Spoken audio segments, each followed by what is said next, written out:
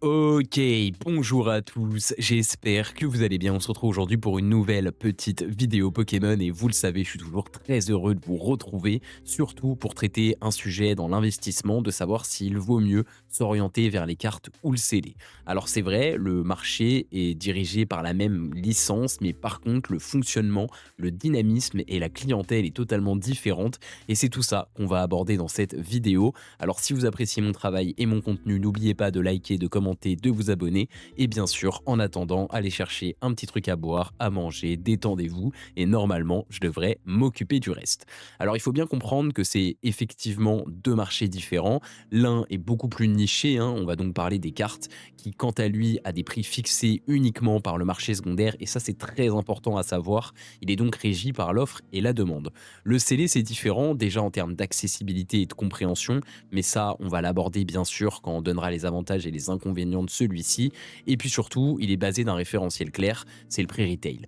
Donc tout de suite, c'est quand même beaucoup plus facile de s'orienter vers un marché qui a un prix de vente plutôt que celui qui va être régi uniquement par l'offre et la demande.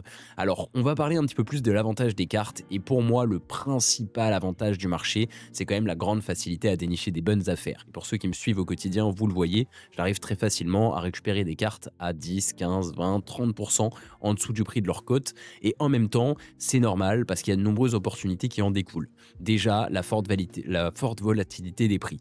Ensuite, il y a la difficulté à évaluer précisément l'état des cartes en loose, et même en réalité de la gradation, hein, parce qu'on le sait, elle est très subjective et chaque société a des critères différents.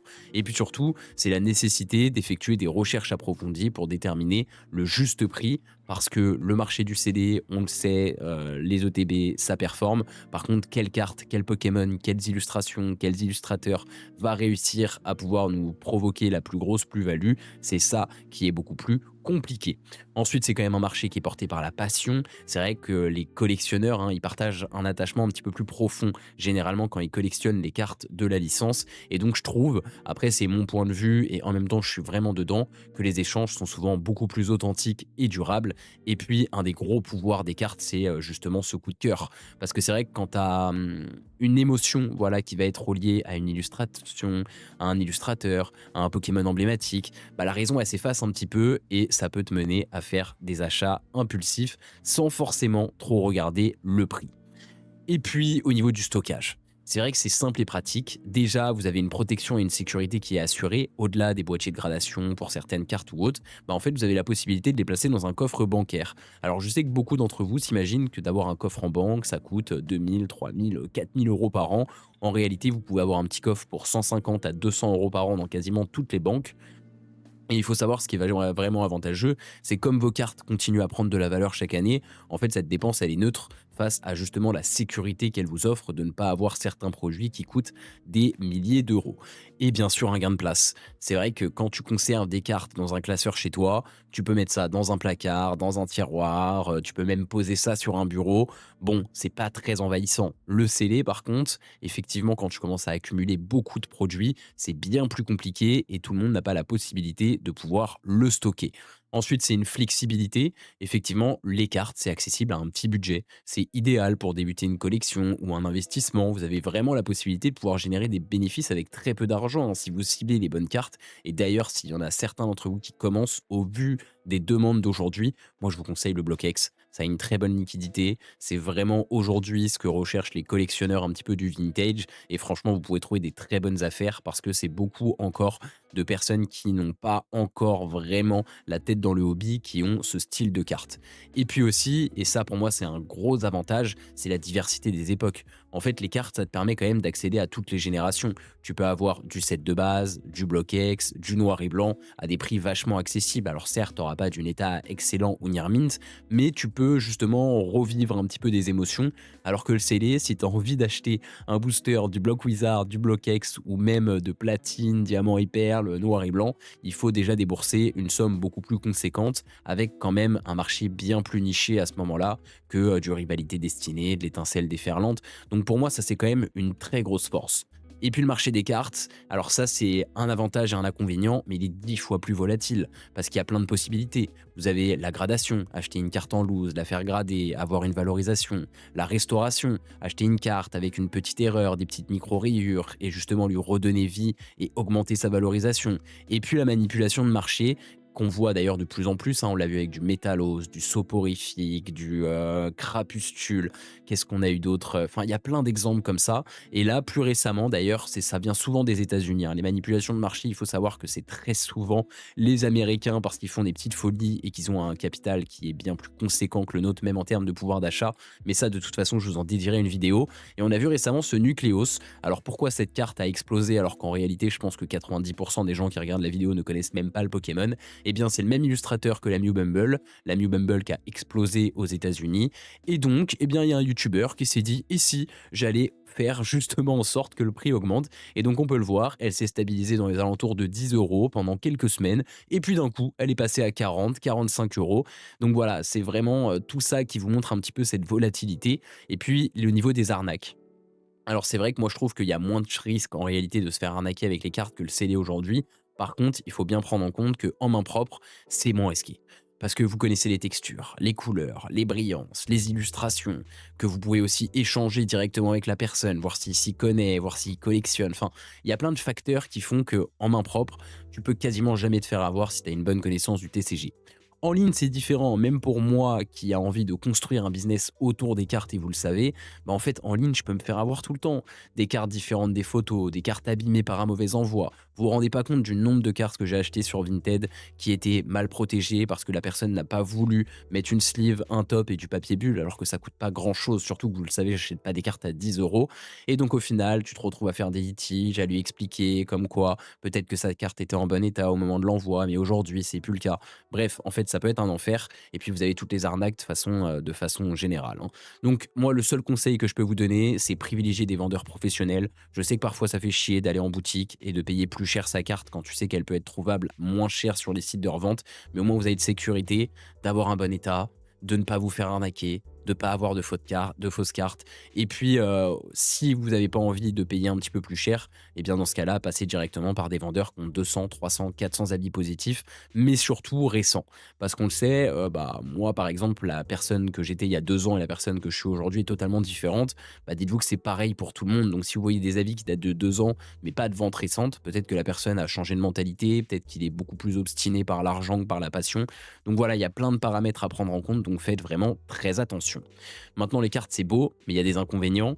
Et déjà, comme je l'ai dit, ça demande une expertise indispensable. Et je vais vous donner que quelques points, et il y en a beaucoup d'autres, c'est savoir identifier les illustrateurs, les illustrations qui sont susceptibles de prendre la valeur avec le temps, se renseigner sur tous les taux de drop des séries pour savoir alors cette carte elle a une possibilité de pouvoir tomber tous les, je vous prends rivalité destinée, un Mewtwo, c'est une chance sur 1063. Enfin, moi je connais les stats parce que je me suis vraiment beaucoup renseigné dessus, mais ça demande un temps monstrueux, vraiment vous vous rendez pas compte. Et puis il faut comprendre les tendances du marché, anticiper leur évolution, essayer de savoir ce que Pokémon Company peut produire pour se dire ok cette carte elle peut monter, savoir distinguer les véritables opportunités aussi des simples effets de mode. Il y a des cartes qui montent très vite, très haut, avec les manipulations, et qui quelques semaines plus tard remontent très basses, vous les avez achetées au prix haut, ensuite vous les revendez au prix bas, et vous perdez de l'argent. Donc vous voyez, en fait, les cartes, c'est quand même beaucoup plus risqué, mais moi c'est ce que j'aime. Voilà, j'aime parce que je suis un marketeur, je suis un commerçant, et j'adore cet aspect-là. Ensuite, il y a quelque chose dont on parle très peu, c'est la barrière psychologique. Effectivement, il y a quand même, je trouve, une très grosse barrière d'investir dans une seule carte, des centaines ou des milliers d'euros, parce que pour beaucoup, eh bien, c'est un achat qui est perçu comme plus risqué et beaucoup moins tangible que le scellé. Parce que c'est vrai que le scellé part bien plus rapidement que les cartes. Et donc, eh bien, souvent, les investisseurs, même les collectionneurs, ont quand même beaucoup plus de freins à y mettre autant d'argent. Et donc, c'est totalement relié, mais c'est une revente plus complexe. Vous prenez n'importe quel produit scellé que vous mettez à moins 20% de sa cote, vous trouverez preneur. Parce qu'il y a toujours des gens qui sont intéressés par ça, et on va voir pourquoi d'ailleurs. Mais par contre, les cartes, même, enfin, sauf les plus prisées, en réalité, c'est vrai que si vous prenez des Bumble Mew, là, je vous parle vraiment de ce qui marche actuellement.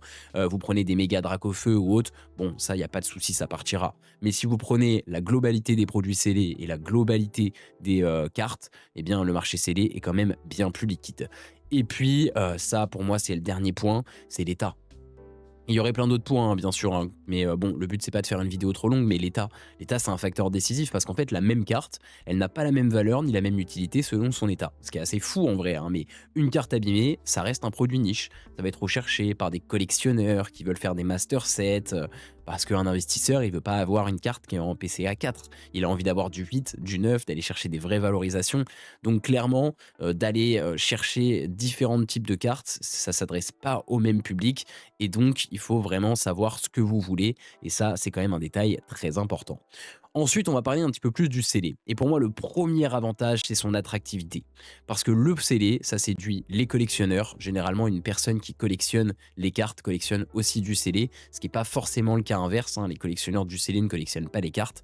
Ensuite, ça intéresse bien sûr les investisseurs, les scalpers qui veulent faire des bénéfices à court terme, les influenceurs pour faire de l'ouverture, et puis même le simple amateur, hein, parce qu'en vrai, Pokémon, ça reste un produit d'appel, par exemple, pour les magasins de jouets. Il y en a certains qui vont au final aller acheter une poupée pour leur neveu ou autre et qui finissent par acheter un booster. Et donc c'est relié avec son accessibilité. Le scellé, c'est présent partout. En brocante, il y a du scellé. Dans les grandes surfaces, quand tu fais tes courses, il y a du scellé. Dans les magasins de jouets, il y a du scellé. Dans toutes les boutiques spécialisées, il y a du scellé. Donc en fait, c'est normal que ce soit un produit beaucoup plus liquide. Ensuite, c'est un marché plus stable. C'est vrai que comme il y a un prix fixe, et c'est pour ça d'ailleurs que je vous l'ai mis dans l'introduction, en fait, il y a un achat à prix retail. Ça veut dire que de base, ton produit a une valeur. Les cartes, c'est pas du tout le cas. En soi, si demain le marché aurait envie que une alternative coûte 10 euros, l'alternative pourrait coûter 10 euros. Le scellé, tu te dis que dans tous les cas, tu as payé ton ETB 60 euros. Tu la revendras jamais en dessous, mis à part si tu as des problèmes, et ça c'est déjà arrivé hein, dans l'histoire de Pokémon, qu'il y ait des cartes ou des produits scellés qui se vendent beaucoup moins cher que le prix retail. Mais aujourd'hui, avec la dynamique du marché, ça n'existe pas parce qu'il y a une très très grosse demande. Et aussi une tolérance à l'état. Une carte, si elle est abîmée, on l'a vu, elle a pas du tout le même fonctionnement. Un produit scellé, même si, voilà, tu vois, il y a quelques coins abîmés, un cellophane, un peu froissé, même, troué, ça n'empêche pas la revente. Ça sera peut-être pas au même prix qu'un, scellage parfait, mais ça se revendra. Et puis un dernier point, et ça je savais pas vraiment où le mettre, mais c'était hyper important pour moi d'en parler, c'est qu'en soi Pokémon, c'est du casino les gars. Il faut arrêter de croire, un petit peu à tout et n'importe quoi. Pokémon Company exploite de plus en plus ce mécanisme de type hasard. Et en fait, tu le vois parce que en France et même en Occident, on n'a pas de taux de drop. On est obligé de les faire avec des statistiques, hein. Généralement, quand on voyait qu'il y a tel taux de drop sur une série, c'est qu'on prend 3000 boosters et sur l'ouverture de 3000 boosters, combien on a eu d'SAR, etc. En fait, c'est que des stats. Il n'y a pas de taux vraiment réel, mis à part au Japon. Mais même au Japon, hein. Au Japon, on va vous dire, il y a une secret par display. La secret, ça peut être tout et n'importe quoi.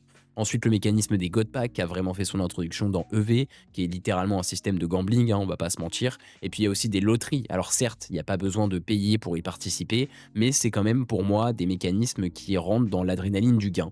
Et donc il y a aussi d'ailleurs, et ça c'est un gros message de prévention parce que je le sais, il y a quand même certaines personnes qui m'envoient des messages ou autres, il y a plein de personnes qui se sont mis dans la merde avec Pokémon, hein. Et c'est pour ça que je fais des messages de prévention, parce que il y en a certains qui, je vous prends Évolution Prismatique, c'est pour ça que je déteste cette série. C'est du gambling, c'est du casino. Les gens ne cherchent qu'à avoir le God Pack pour le revendre aujourd'hui 2000 ou 3000 euros. Et à ses débuts, c'était entre 5000 et 6000, hein. Donc vraiment faites attention. Et pour confirmer un petit peu mes dires, j'ai cherché un peu des statistiques en prenant en source l'OFDT, qui est donc l'Observation française de la drogue et de la toxicomanie, parce que oui, c'est clairement une drogue le casino. Eh bien, en 2023, 51,6% des Français âgés entre 18 et 75 ans ont déclaré avoir joué un jeu d'argent. En comparaison, on était à 47% en 2019. Donc on voit qu'il y a quand même une tendance en hausse de jouer justement avec le hasard, aussi parce qu'on a une situation économique compliquée et qu'en vrai, si tu mets 2 euros et que tu peux récupérer 200 euros, bah aujourd'hui, au vu de la situation économique du pays, tu es content. Et ce secteur représente quand même 14 milliards d'euros en 2024. Donc, c'est pas anodin que Pokémon commence à faire de plus en plus de gambling, parce que c'est tout simplement un marché, alors je dirais pas émergent parce qu'il a déjà émergé, mais qui est vraiment en hausse et donc qui donne envie d'aller un petit peu plus loin. Maintenant, le scellé a quand même des inconvénients. Alors le casino, je savais pas vraiment où le mettre, mais je voulais vraiment en parler dans la vidéo. Mais déjà, c'est un capital immobilisé. Si vous voulez gagner de l'argent avec du scellé, faut généralement attendre 2-3 ans pour réellement trouver un vrai bénéfice. Donc, il y a quand même cette attente et qui n'est pas possible pour tout le monde, hein, donc faut faire très attention. Le stockage, mais on en a rapidement parlé, mais c'est vrai qu'il faut un espace de fou.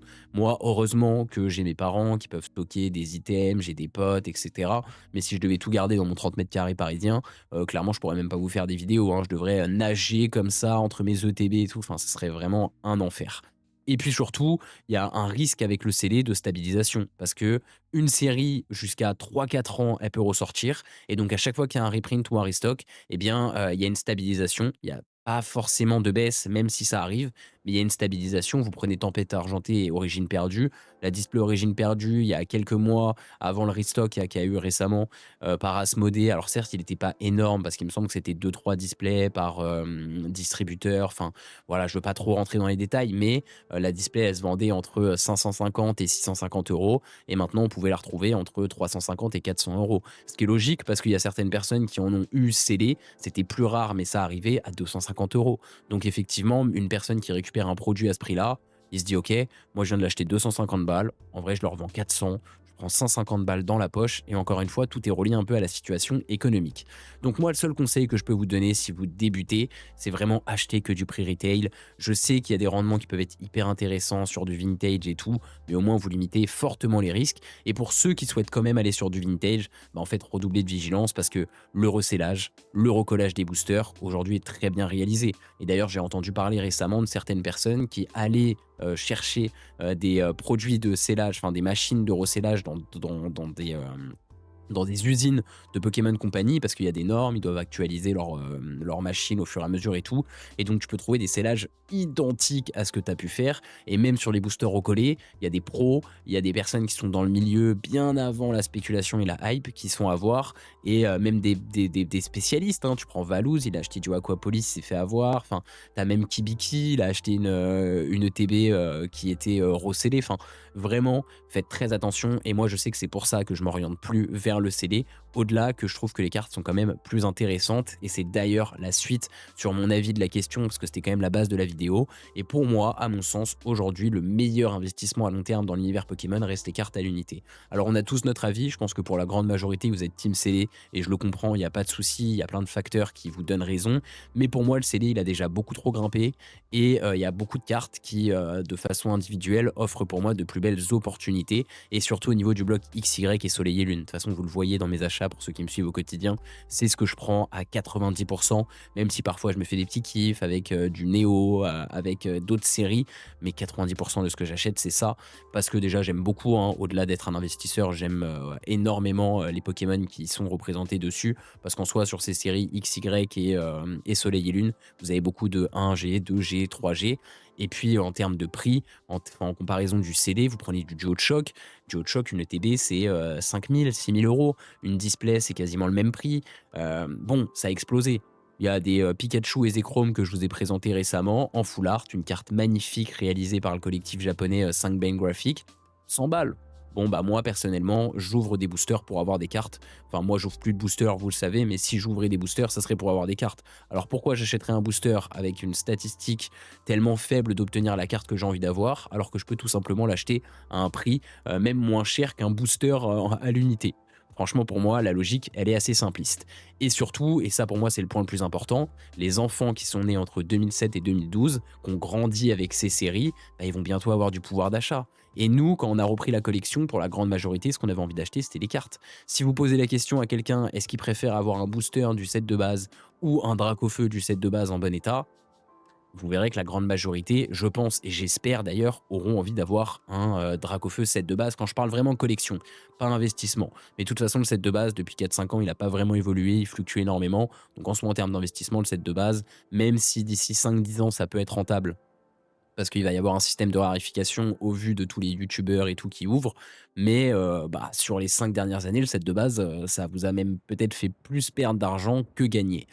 Et malgré tout, et ça c'est un petit disclaimer, le CD ça reste un placement solide, hein, mais beaucoup plus lent, parce que aujourd'hui les volumes de production sont 5, 6, voire 7 fois plus grands que ce qu'on pouvait retrouver justement sur du Soleil et Lune et XY, qui sont les dernières séries produites quasiment de la même manière que le Wizard. Bon, le Wizard c'était un petit peu moins, mais en tout cas que Noir et Blanc, Platine, etc.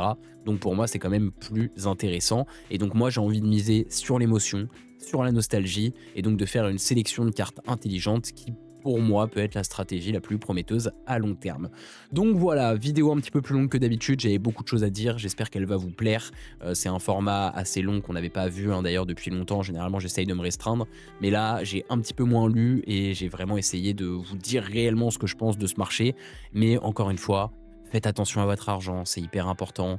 N'oubliez pas que moi, personnellement, je peux me permettre d'investir aussi parce que j'ai une sécurité d'avoir des parents qui ont bien gagné leur vie. Si demain le marché se casse la gueule, franchement, ça m'impacterait pas tant que ça dans mon niveau de vie, même si j'ai investi des milliers d'euros. Je pense qu'on n'a pas tous la même chance. Et moi, Dieu merci d'avoir cette chance, hein. Franchement, c'est fou et c'est incroyable, hein. Là-dessus, je remercierai jamais assez la vie de m'avoir fait ça. Mais on n'est pas tous dans le même cas, on n'est pas tous logés dans la même enseigne. Donc vraiment, faites très très attention. Donc voilà, merci à tous et nous on se retrouve très bientôt pour une prochaine petite vidéo les gars.